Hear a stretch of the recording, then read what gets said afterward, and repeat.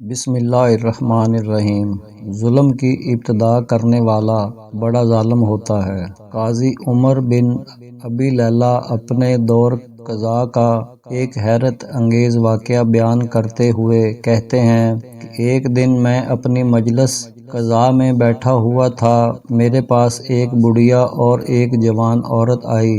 بڑھیا تو آتے ہی بولنے لگی، پھر وہ لڑکی بولی کہ اللہ تعالیٰ قاضی کو نیکی عطا فرمائے، اسے کہیے کہ یہ چپ ہو جائے، میں اپنی اور اس کی بات کروں گی، اگر میں کہیں بھی غلط کروں تو یہ بڑھیا مجھے ٹوک دے۔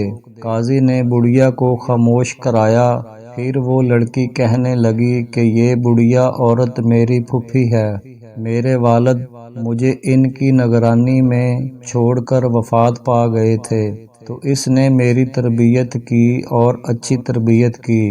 جب میں جوان ہو گئی تو اس نے مجھ سے پوچھا کہ شادی کے بارے میں تمہارا کیا خیال ہے، تو میں نے کہا کہ مجھے کوئی اعتراض نہیں، اور اس طرح ہر لڑکی کے ساتھ ہوتا ہے، تو اس نے میری شادی ایک سنار سے کر دی۔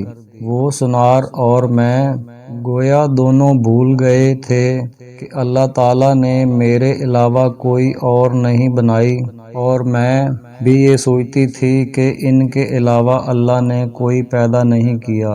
وہ روزانہ بازار جاتا اور کما کر شام کو گھر لوٹ آتا۔ میری پھوپھی نے جب ہم دونوں میں ایک دوسرے سے اتنا لگاؤ دیکھا تو یہ حسد میں مبتلا ہو گئی۔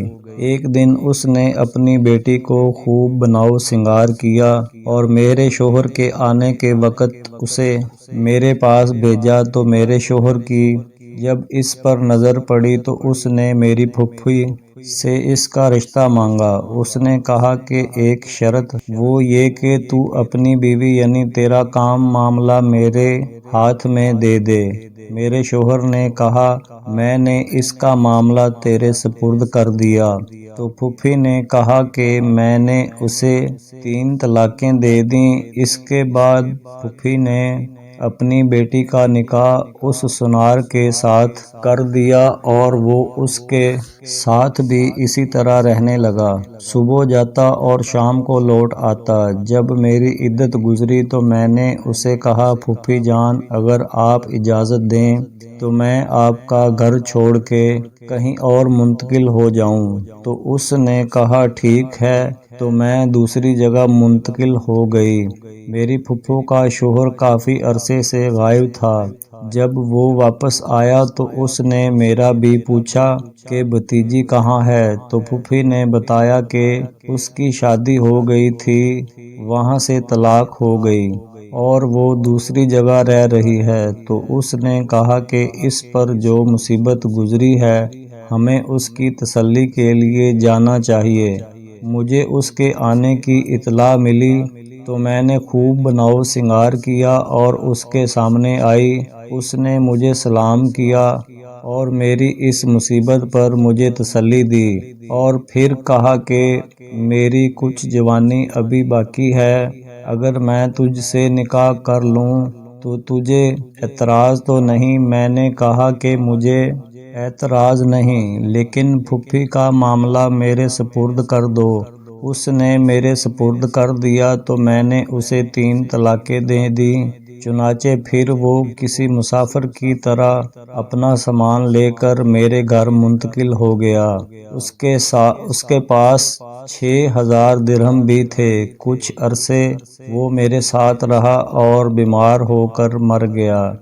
جب میری عدت گزر گئی تو میرا پہلا شوہر آیا اور تعزیت کی۔ جب مجھے اس کے آنے کا معلوم ہوا تو میں نے خوب بناؤ سنگار کیا، پھر اس کے سامنے آئی۔ اس نے مجھ سے کہا اے فلانی، تجھے معلوم ہے کہ مجھے دنیا میں تو سب سے زیادہ محبوب اور عزیز تھی، اور اب تو رجوع کرنا بھی ہمارے لیے حلال ہو گیا ہے، تمہاری کیا رائے ہے؟